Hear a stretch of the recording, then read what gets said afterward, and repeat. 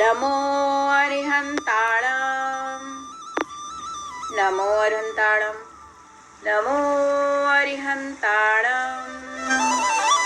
कैसे हो सुबह? नमो अरिहंताणम। अच्छे से सफाई करो। नमो अरिहंताणम। यह मंत्र तुमने कहाँ से सीखा? अरे सेठ जी, क्या बताऊं, कल जब मैं आपकी गाय और भैंसे चराकर शाम को वापस आ रहा था तो रास्ते में एक घना जंगल पड़ा। इस जंगल में इस पूस की कपकपाती ठंड में एक दिगंबर साधु तप कर रहे थे। मैंने सोचा कि उनकी मदद करनी चाहिए, नहीं तो कहीं ऐसा ना हो जाए कि उनका शरीर रह जाए और प्राण पखेरु उड़ जाए। इसलिए मैंने जंगल के सारे सूखे पत्ते इकट्ठा करके उनके चारों तरफ अग्नि जला दी। उनको थोड़ा थोड़ा ताप लगता रहा और मैं भी रात भर वहीं बैठा रहा कि ताप कहीं ज्यादा ना हो जाए। सुबह जब साधु का ध्यान टूटा तो वो मुझे देखकर मुस्कुराए और मुझे आशीर्वाद के साथ यह मंत्र दिया और कहा, तुम इसे निरंतर बोलते रहना। और पता है सेठ जी, पता है सेठानी जी, आप भी तो कुछ सुनिए। मैं कुछ कहता इससे पहले वो ऊपर आकाश मार्ग में चले गए। अरे तुम तो बड़े भाग्यशाली हो, तुम्हें चारण रिद्धिधारी मुनिराज के दर्शन हुए। कौन से धारी? अरे इसकी बातों में तो संध्या हो जाएगी। चलिए चलकर जलपान ग्रहण करते हैं।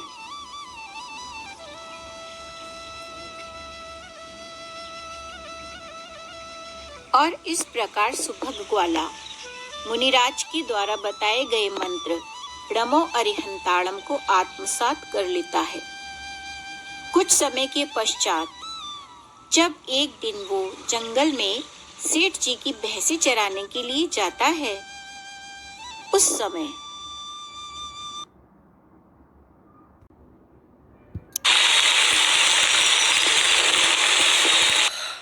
कितनी ठंड है।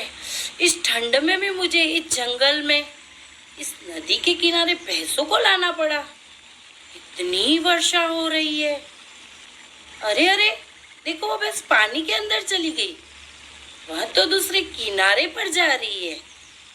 अब मैं क्या करूं, क्या करूं, कैसे इसे वापस लाऊं? लाना तो पड़ेगा, अन्यथा सेठ जी मुझे नौकरी से निकाल देंगे। चलो मैं इस नदी में कूदकर वापस लाता हूँ। इतना ठंडा पानी है और मुझे जाना तो पड़ेगा और लाना भी पड़ेगा। नमो अरिहंताणम। और ग्वाला नदी में छलांग लगा देता है। नदी के तल में एक नुकीली लकड़ी खड़ी अवस्था में होती है, जो कि सुबह ग्वाले के पेट में घुस जाती है। अब मैं नहीं बचूंगा। नमो अरिहंताणम। हे भगवान, मैं चाहता हूँ अगले जन्म में मैं अपने सेठ जी के घर में पुत्र रूप में जन्म लूं। नमो अरिहंताणम, नमो अरिहंताणम। यह कहते कहते वह अपने प्राण त्याग देता है।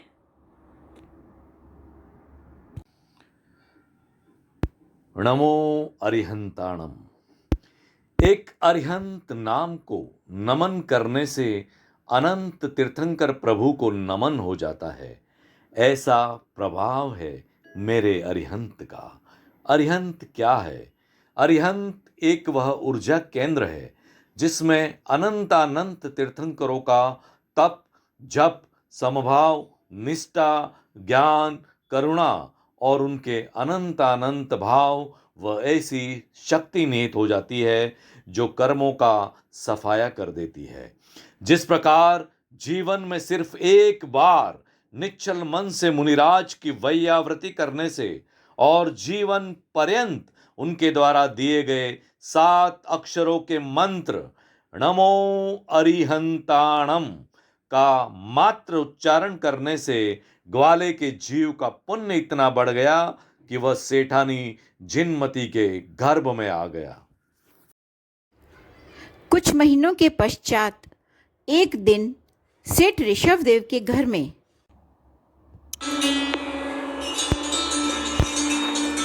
स्वामी, मैंने कल रात्रि में बहुत ही सुखद स्वप्न देखे हैं। उन्हें देखकर मेरे मन को अपूर्व शांति और आनंद की अनुभूति हुई।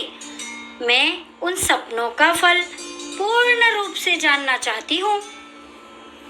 ठीक है भाग्यवान, हम ज्योतिषाचार्य जी को बुलाते हैं। वही आपकी जिज्ञासा को शांत करेंगे। हमने आज किसी प्रयोजन से उन्हें बुला भी रखा है, वह अभी आते ही होंगे। ठीक है स्वामी। ज्योतिषाचार्य का प्रवेश। जय जिनेंद्र। जय जिनेंद्र। सेठ जी, आपने मुझे किस प्रयोजन से यहाँ बुलाया है? सेठानी ने रात्रि में कुछ स्वप्न देखे हैं, उन्हीं का फल यह पूर्ण रूप से जानना चाहती है। सेठ जी, आपके घर में जन्म लेने वाला पुत्र सौंदर्य में कामदेव को भी पराजित करने वाला होगा, तद्भव मोक्षगामी होगा। अर्थात इसी भव से मोक्ष जाएगा और अत्यंत वैभवशाली होगा। सेठ सेठानी यह सुनकर बहुत प्रसन्न होते हैं और ज्योतिषाचार्य को उपहार देते हैं। आपका बहुत बहुत धन्यवाद। चलिए भोजन ग्रहण करते हैं।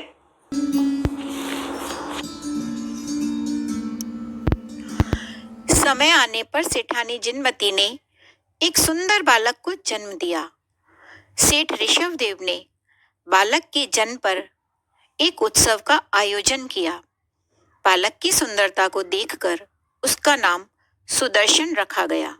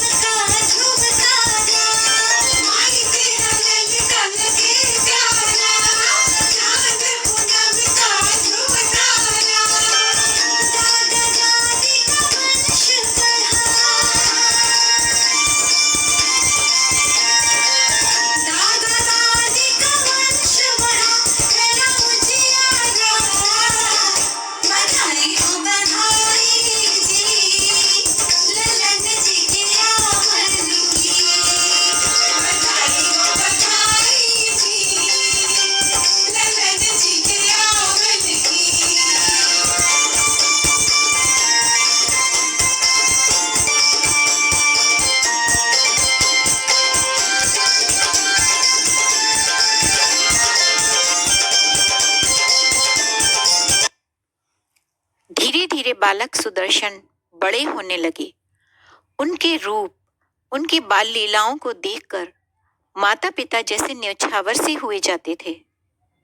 अनुपम उसका रूप गुण, बोले तुतले बैन, मातु पिता हर्षित हृदय, देखे भर भर नैन। कभी चले कभी गिर पड़े, कभी हंसे कभी रोए, नर नारी मोहित हुए, छवि निराली जोय। बीते दिन बीते वर्ष और यौवन ने रंग जमाया है, यौवन ने रंग जमाया है, यौवन ने रंग जमाया है। और इस प्रकार सेठ सुदर्शन ने जिन धर्म के संस्कारों के साथ यौवनावस्था में प्रवेश किया। नमो अरिहन्ताणं नमो सिद्धाणं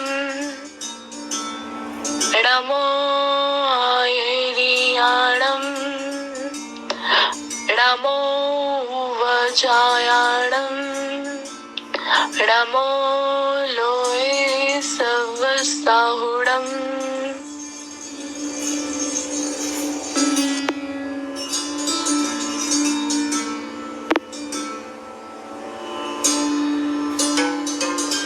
एक दिन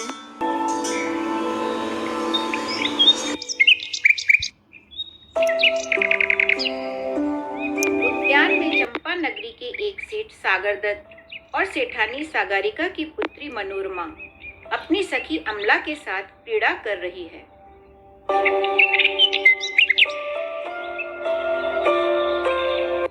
कितना सुंदर उद्यान है सखी, यहाँ से जाने को तो दिल ही नहीं होता।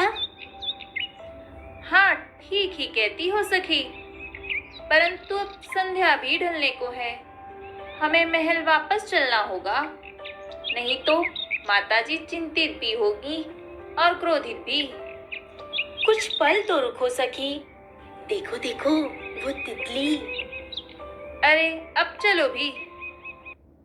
दोनों उद्यान से जाने लगती हैं कि तभी दूसरी तरफ से सुदर्शन अपने मित्र कपिल के साथ उद्यान में प्रवेश करते हैं। अरे यहाँ पर तो कन्याएं क्रीड़ा कर रही हैं, हमें यहाँ से कहीं और चलना होगा मित्र कपिल। हाँ मित्र, चलो चलो कहीं दूसरे उद्यान में चलते हैं। उद्यान से बाहर जाते जाते सुदर्शन और मनोरमा की निगाहें आपस में मिलती हैं। वो दोनों एक दूसरे को देखते ही रह जाते हैं।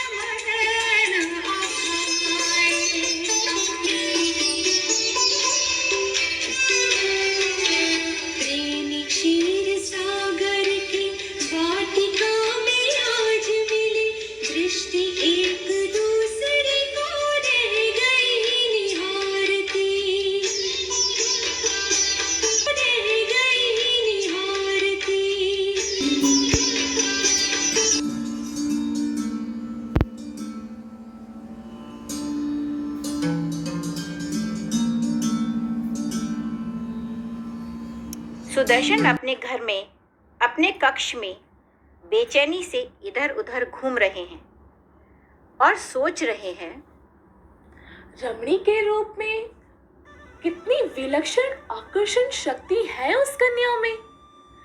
मैंने आज तक उसे कभी इस नगर में नहीं देखा था। ऐसा क्या है उसमें कि एक बार के दर्शन मात्र से ही मेरा हृदय उस पर इतना आसक्त हो गया है। क्यों वह सुंदरता की प्रतिमूर्ति प्रति पल मेरे सन्मुख आकर खड़ी हो जाती है। कौन है वो, किसकी पुत्री है, क्या नाम है उसका? ये प्रश्न क्यों मेरे मन को इतना चंचल कर रहे हैं। मित्र सुदर्शन, मित्र सुदर्शन, सुदर्शन! तुम कब आए और इतनी जोर से क्यों चिल्ला रहे हो? वाह जी वाह, मैं चिल्ला रहा हूँ और आप क्या कर रहे हैं? आपने अपनी क्या हालत बना रखी है। हृदय के किन भागों को छिपाने की चेष्टा कर रहे हैं, परंतु आपकी आंखें तो साफ साफ आपके हृदय की बेचैनी को दिखा रही है। तुमने मेरे हृदय की बेचैनी को समझ लिया। तुम मेरे सच्चे मित्र हो। अब इसका कारण भी बता दो। कहीं इसका कारण वो उद्यान वाली कन्या तो। हाँ, जब से मैंने उस देव कन्या को देखा है तब से मेरे हृदय में मरणांतिक वेदना हो रही है। मैं विरह की ज्वाला में जला जा रहा हूँ। क्या तुम्हें मेरी इस दशा पे जरा भी दया नहीं आती? अवश्य आती है। कहिए तो किसी योग्य वैद्य को बुलाऊं। मित्र, मेरी बातों को हंसी में ना डालो। मेरी बेचैनी का कुछ उपाय करो। अवश्य करेंगे, परंतु अभी तो आप मेरे साथ सैर पर चलो।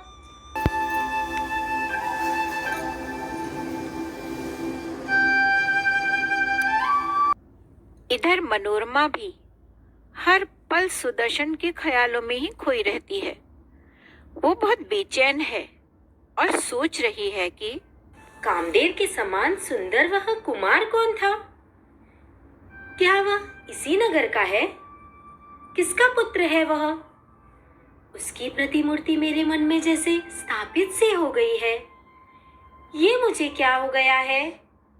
इतनी व्याकुलता किस लिए? मनोरमा की माँ सागरिका का प्रवेश। अरे मनोरमा पुत्री, देखो कितना सूर्य निकल चुका है। तुमने अभी तक स्नान ध्यान नहीं किया। तुम्हारी इस उदासीनता का क्या कारण है? आज मेरा जी कुछ अच्छा नहीं है माँ। मस्तक में जैसे पीड़ा सी हो रही है। अच्छा, उठो, स्नान ध्यान करके कुछ भोजन कर लो, जिससे तुम्हें शीतलता मिलेगी और तुम्हारे मस्तक की पीड़ा भी शांत होगी। माता जी, आज मेरी इच्छा नहीं है। आज मैं भोजन नहीं करूँगी। अरे तुम्हारा तो शरीर जल रहा है। मैं वैद्य जी को बुलवाती हूँ। अमला, क्यों रे अमला, मैं देख रही हूँ कि जब से तुम लोग उद्यान से आई हो तभी से यहाँ कुछ अनमनी सी है। इसको ताप हुआ है। बताओ मुझे, उद्यान में क्या हुआ था? उद्यान में तो कुछ भी नहीं हुआ था माता जी। वहाँ से तो हम ठीक ही आई थी। चल चल, बातें न बना, जाकर वैद्य जी को बुला कर ला। मुझे मालूम होता है या जरूर उस युवक के ख्यालों में खोई हुई है। इनका इलाज कोई वैद्य क्या करेगा? पर मुझे क्या, मुझसे तो जो कहा गया है मैं वही करती हूँ। अरे तू खड़ी खड़ी हंस रही हो, जाकर वैद्य जी को बुला कर ला। माता जी, अभी जाती हूँ। चलो पुत्री, मेरे कक्ष में चलकर विश्राम करो। थोड़ी देर में वैद्य जी आ जाएंगे। मनोरमा की माँ सागरिका उसे अपने कक्ष में ले जाती हैं।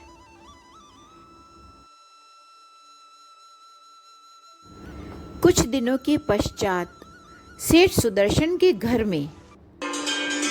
कपिल पुत्र, मैं बहुत दिनों से देख रही हूँ कि सुदर्शन बहुत अनमना सा रहता है। वह हमारे साथ रहता है, भोजन करता है, परंतु पहले जैसी बात नहीं करता है। अधिक समय वह एकांत में अपने कक्ष में ही रहता है। तुम तो उसके बचपन के मित्र हो, तुम अवश्य ही उसकी इस पीड़ा का कारण जानते होंगे। माताजी, आपने ठीक समझा। सुदर्शन पीड़ा में है, व्याकुल है, परंतु आपसे कहते उसे लज्जा आती है। यदि उसे लज्जा आती है तो तुम ही मुझे बता दो, शायद मैं उसके लिए कुछ कर पाऊं। उसकी पीड़ा का निवारण आपके ही पास है माताजी। शीघ्र कहो कपिल। सुदर्शन को अपने ही नगर के सेठ सागर दत्त की पुत्री मनोरमा से लगाव हो गया है और वो उससे विवाह करना चाहता है। ओहो, तो यह बात है। अरे मनोरमा को तो हमने बचपन में ही सुदर्शन के लिए चुन लिया था। जाओ, शीघ्र ही अपने मित्र को यह सूचना दो और उसे इस पीड़ा से बाहर निकालो। आपका बहुत बहुत धन्यवाद माताजी। मैं अभी जाकर सुदर्शन को यह शुभ समाचार देता हूँ। यह कहकर वह चला जाता है। अब तो शीघ्र ही सुदर्शन का विवाह करना होगा। मैं जाकर उसके पिताजी से बात करती हूँ। तभी वहां पर सेठ ऋषभदेव आते हैं।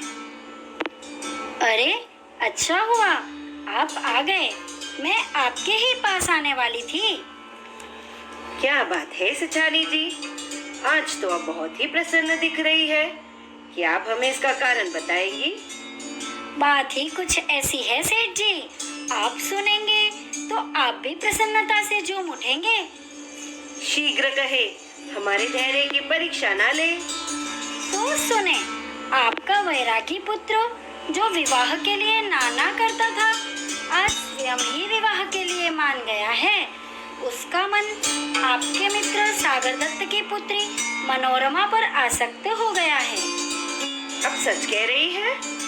जी हाँ, अब हमें उसके विवाह में विलंब नहीं करना चाहिए। आप ठीक कहती हैं। हम स्वयं पुरोहित जी के पास जाकर मुहूर्त निकलवाते हैं।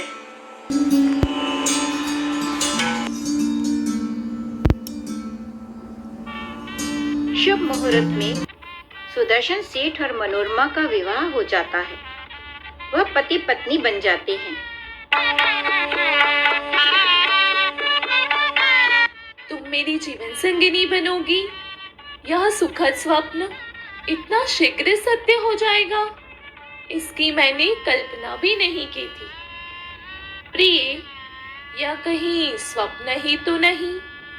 नहीं स्वामी, यह स्वप्न नहीं, अखंड सत्य है कि हमारा साथ इस जन्म में जीवन से मृत्यु तक का है। परंतु स्वामी, मेरे मन में रह रहकर एक भय आता है। भय? कैसा भय?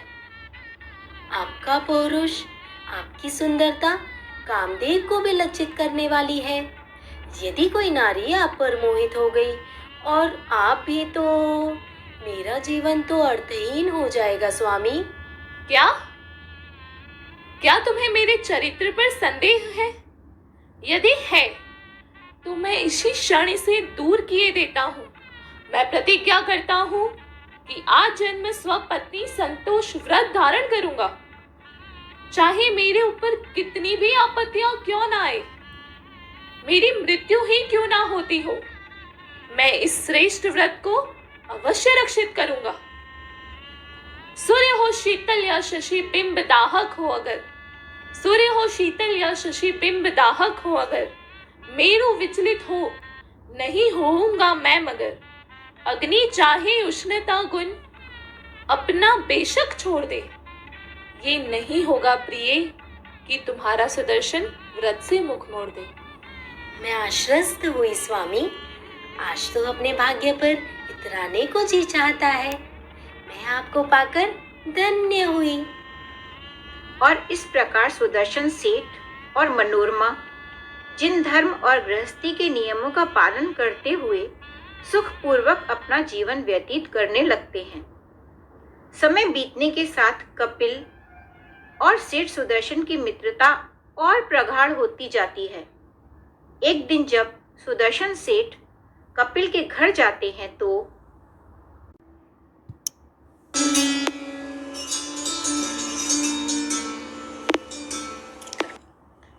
जय जिनेंद्र। जय जिनेंद्र, जय जिनेंद्र। आओ मित्र आओ, बहुत दिनों पश्चात तुम्हारे दर्शन हुए। आज तो मैं तुम्हें सारे दिन जाने नहीं दूंगा। हाँ मित्र, अवश्य। आज हम मिल बैठकर बचपन की यादें ताजा करेंगे। देवी कपिला, जलपान की व्यवस्था कीजिए। आज तो हमारे परम मित्र सुदर्शन जी पधारे हैं। थोड़ी देर बाद कपिला अपनी दासी यमुना के साथ जलपान लेकर आती है और वह सेठ सुदर्शन को मंत्रमुग्ध होकर देखती रह जाती है।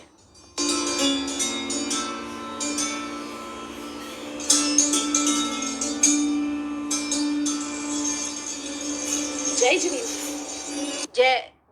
जय जिनेंद्र। क्या हुआ? यमुना, इन्हें अंदर ले जाओ, आप विश्राम करें कपिला। हाँ। दोनों मित्र संध्या होने तक साथ में समय व्यतीत करते हैं। अब आज्ञा दो कपिल, रात्रि होने को आई है। अब मुझे घर चलना चाहिए। थोड़ी देर और रुक जाते, अभी तो जी भी नहीं भरा। जी तो मेरा भी नहीं भरा, परंतु तुम्हें तो पता है ना, माताजी और मनोरमा बहुत चिंतित हो जाती हैं। फिर तो मैं तुम्हें नहीं रोकूंगा। जय जिनेंद्र। जय जिनेंद्र।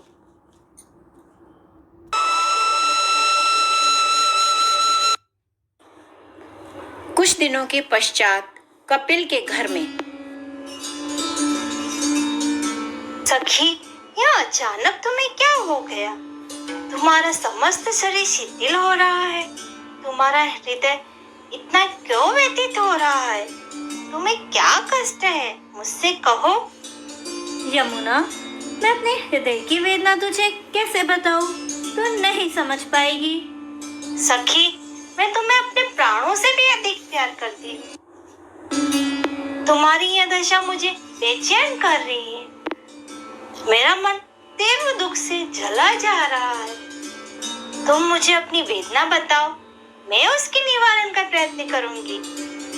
तो सुन यमुना, जब से मैंने सुदर्शन की सुंदर और मनोहारी छवि को देखा है, तब से ही मेरा हृदय उसे पाने को बेचैन हो गया है।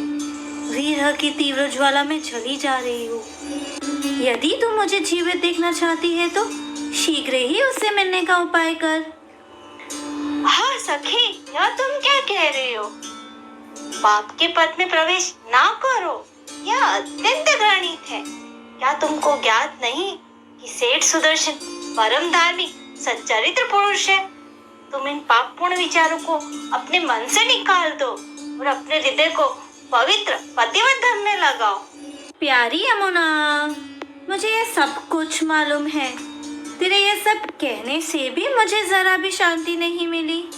यदि तू मेरा हित चाहती है तो शीघ्र ही मुझे सुदर्शन कुमार से मिलने की व्यवस्था कर, अन्यथा मेरे प्राण निकलने में कोई देरी नहीं है। ठीक है सखी, तुम्हारी इस निकृष्ट इच्छा को पूर्ण करके मैं अपने मित्र धर्म का पालन करूंगी। इसके पश्चात तुम हमारी मित्रता को समाप्त ही समझना। अरे सुन तो यमुना, ये तो क्या कहने लगी?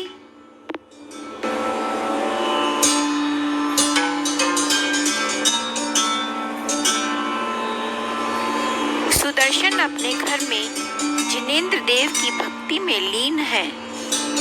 ओम नमः सिद्धेभ्य, ओम नमः सिद्धेभ्य, ओम नमः सिद्धेभ्य। कुमार सुदर्शन, कुमार सुदर्शन। देवी, आप यहाँ पर कैसे? आपके मित्र कपिल अस्वस्थ हैं, आपको याद कर रहे हैं।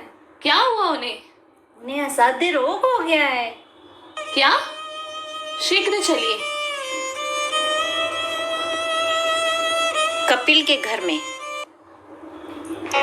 कपिल, मित्र कपिल, तुम कहाँ हो? आप बताइए, मेरे मित्र को क्या हुआ है? यमुना कह रही थी कि वह अस्वस्थ है।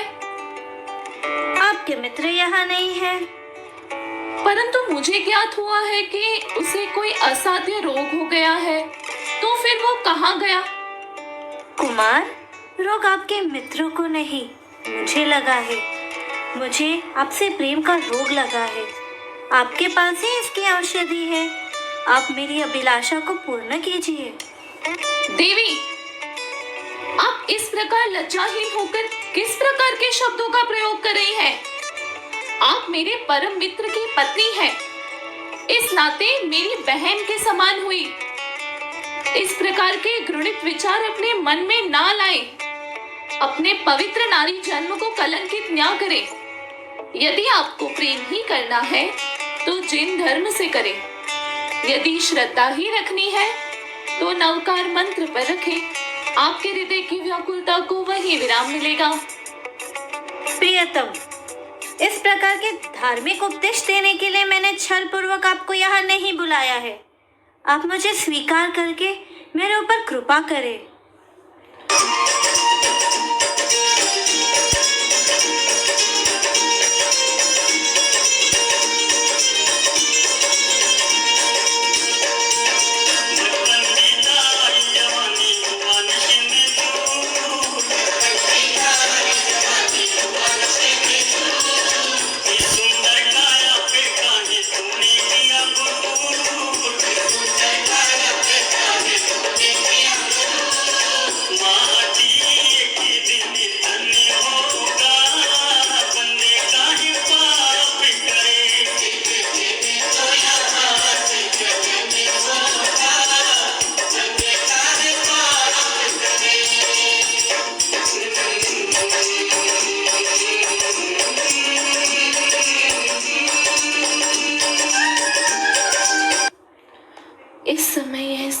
वास्तव्य ही अपने वश में नहीं है। इसे किसी भी प्रकार से समझाना व्यर्थ है। मुझे ही कुछ करना होगा। ये आप क्या कर रही हैं? आपका प्रयास सर्वथा विफल होगा। मैं कामदेव की कृपा से सर्वथा मुक्त हूँ। अर्थात मुझ में रतिदान देने की शक्ति नहीं है। मैं किसी नारी का भोग्य नहीं बन सकता। हाय, मैंने व्यर्थ ही अपने हृदय को कलंकित किया।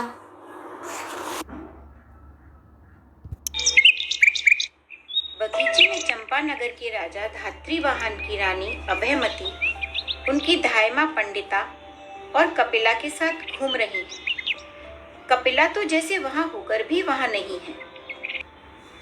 क्यों रे कपिला, आज तो रोज की भांति चहक क्यों नहीं रही है? तेरे मुख पे उदासी अच्छी नहीं लगती। महारानी जी, ऐसा तो कुछ नहीं है। अरे, तू तो रोने लगी। अवश्य ही कोई गंभीर बात है। तभी वहां मनोरमा अपने पुत्र के साथ आती है। महारानी उसे देखती रह जाती हैं।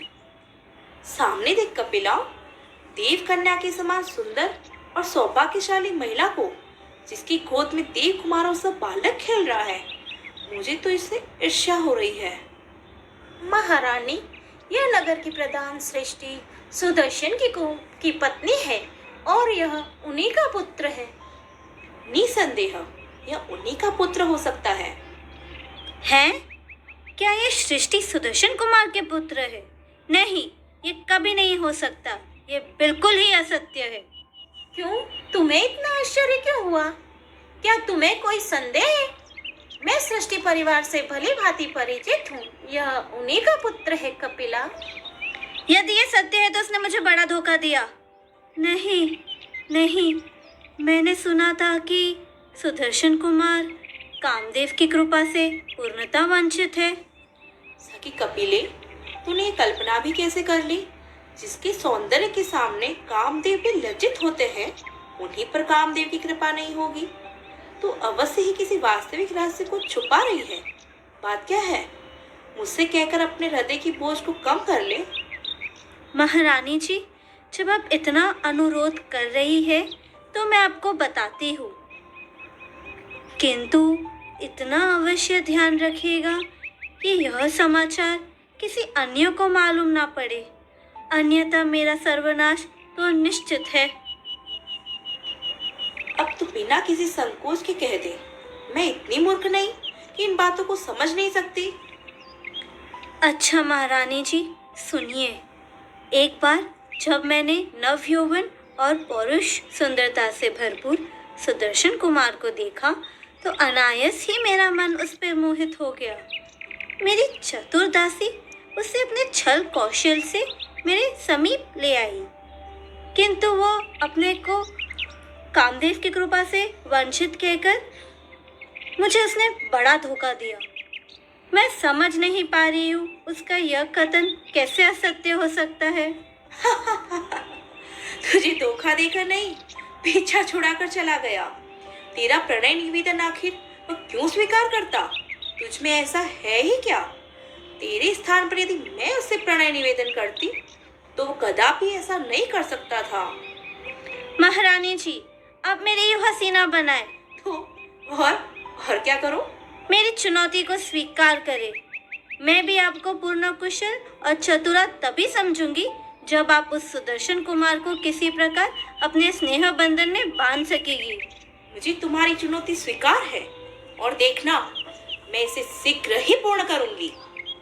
महारानी, रात्रि होने आई है, वापस महल चलिए। सभी का प्रस्थान।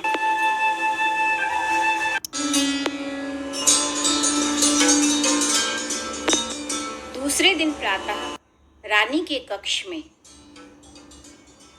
धायमा, आज मैंने बड़ा ही विकट संकल्प लिया है।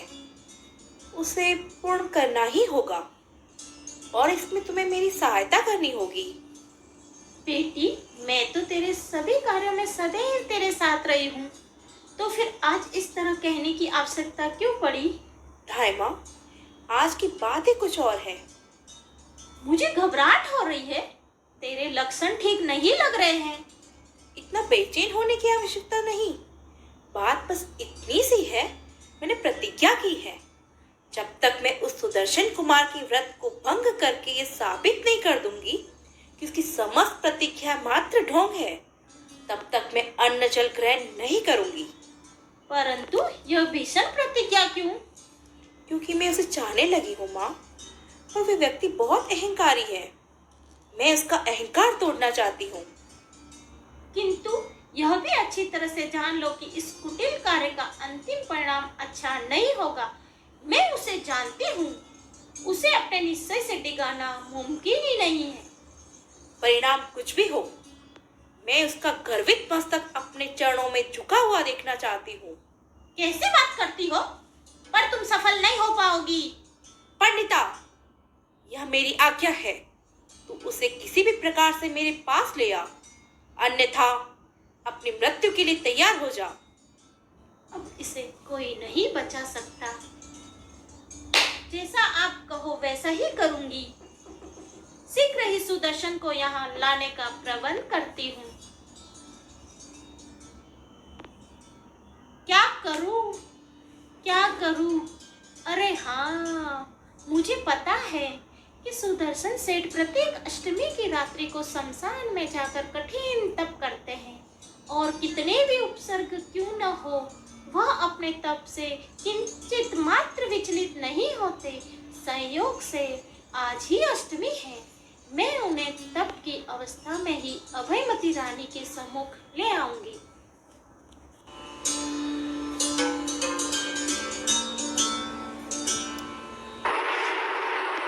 शमशान में सेठ सुदर्शन तप में लीन है। ओम नमः सिद्धेभ्य, ओम नमः सिद्धेभ्य, ओम नमः सिद्धेभ्य। तभी पंडिता वहां आती है और उन्हें उठाकर महल ले जाती है। उन्हें पता नहीं पड़ता, वो अपने तप में लीन रहते हैं। महल में महारानी अपने पूरे 16 श्रृंगार किए बैठी हैं। अभयमती, ये लो, मैं सुदर्शन कुमार को ले आई। अब तू जा, और हाँ, कक्ष के सभी द्वार बंद करती जाना। पंडिता चली जाती है। सुदर्शन, प्रिय सुदर्शन।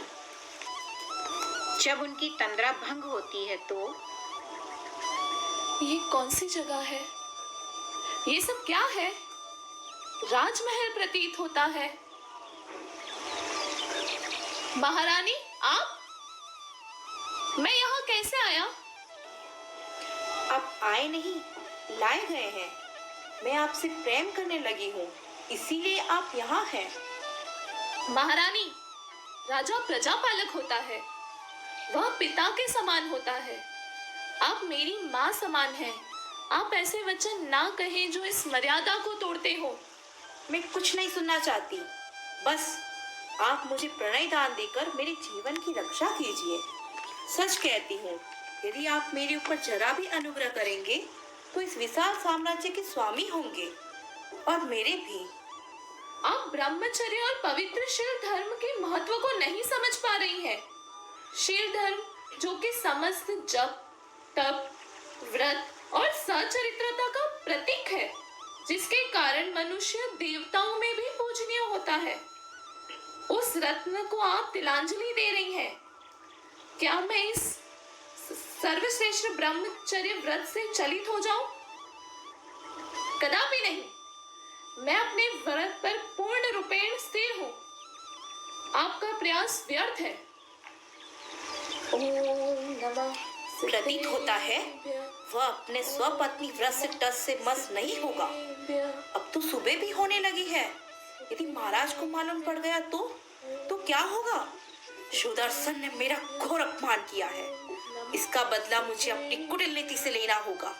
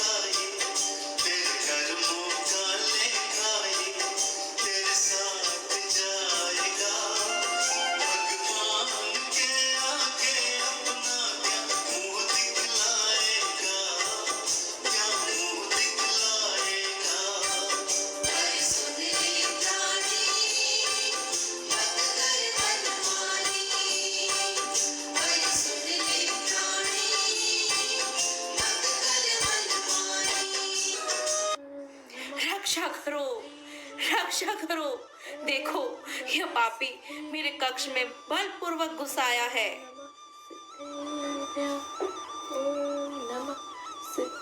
क्या हुआ महारानी? आप इस तरह से क्यों चिल्ला रही है? और यह कौन है? यह मेरा सील भंग करना चाहता था। मुझे नहीं पता ये कौन है। जो व्यक्ति राजमाता के साथ इंद्रिय सुख को भोगना चाहता है वह नरक का पात्र तो है ही, उसे जीवित रहने का कोई अधिकार नहीं है। सिपाहियों, इसे ले जाओ और जल्लाद से को बिना देरी किए इसे सूली पर चढ़ा दिया जाए। जो आज्ञा महाराज।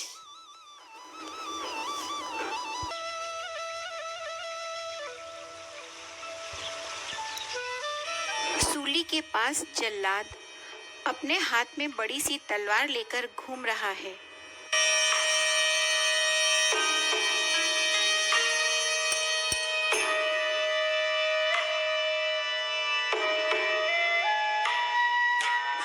तभी वहां पर राजा के सिपाही सेठ सुदर्शन को पकड़कर लाते हैं। साथ में राजा भी है। जल्लाद उन्हें देखकर कहता है, आज तो मैं सुदर्शन का वध करूंगा। चल चल।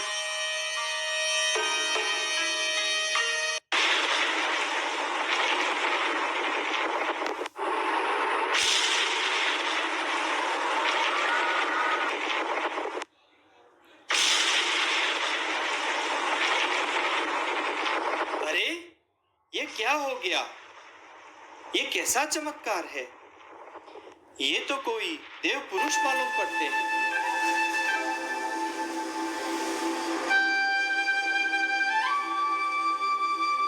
मैं प्रतिज्ञा करता हूं कि अब जीवन में किसी का वध नहीं करूंगा। महाराज, आज से मैं इस राज्य कार्य का त्याग करता हूं।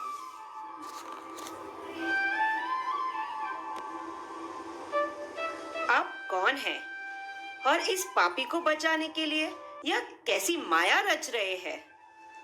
राजन, मैं स्वर्ग निवासी मणिकेतु नामक देव हूँ और इंद्रराज की आज्ञा से इस कुमार को बचाने आया हूँ। तुम्हें ज्ञात हो कि सुदर्शन कुमार के श्रील व्रत में नमोकार मंत्र की भक्ति में इतनी शक्ति है कि जिसने स्वर्ग में इंद्रराज के सिंहासन को भी डिगा दिया। मैं तुम्हें बहुत बड़ा पाप करने से बचाने आया हूँ जो तुम करने वाले थे, सुदर्शन को सूली पर चढ़ाकर। आपको नहीं पता देव, यह बहुत बड़ा पापी है। पापी यह नहीं है, इसने तो जीवन पर्यंत स्वपत्नी संतोष व्रत पालन करने की प्रतिज्ञा की थी। इसकी मनोहारी सुंदरता पर मोहित होकर महारानी अभयमती ने ध्यान मग्न सुदर्शन कुमार को छल पूर्वक अपनी ध्याय मां पंडिताई से महल में उठवाया था। उनकी ध्यान मग्न अवस्था में ही महारानी ने सुदर्शन कुमार को उनके व्रत से डिगाने का बहुत प्रयास किया, परंतु कुमार किंचित भी अपने व्रत से विचलित नहीं हुए। तब महारानी ने अपने अपमान का बदला लेने के लिए यह ढोंग रचा। हे धर्म भक्त कुमार, आप धन्य हैं। महारानी के कपटाचार में फंसकर मैंने आप जैसे धर्मात्मा को कष्ट दिया। आप मुझे क्षमा कीजिए। महल चलकर मेरे साथ भोजन कीजिए, मुझे प्रसन्न कीजिए और मेरे आधे राज्य को स्वीकार करके उस पर शासन कीजिए। महाराज, मुझे क्षमा कीजिए, मैं आपका राज्य स्वीकार नहीं कर सकता। जिस समय पंडिता दासी मुझे शमशान से उठाकर महल लाई, जिस समय महारानी ने मेरे सामने नाना प्रकार की कुचेष्टाएं करके मेरे व्रत को भंग करने का प्रयास किया, उसी समय मैंने संकल्प कर लिया था कि यदि मैं इस उपसर्ग से बच गया तो अब कभी थाली में भोजन नहीं करूंगा। मैं अंजलि में ही आहार करूंगा, सीधे मुनि दीक्षा लूंगा। मैं अब इस संसार में नहीं रुक सकता। हे देव, मुझे आशीर्वाद दे। और फिर सुदर्शन सेठ ने मुनि विमल वाहन के पास जाकर मुनि दीक्षा ग्रहण की।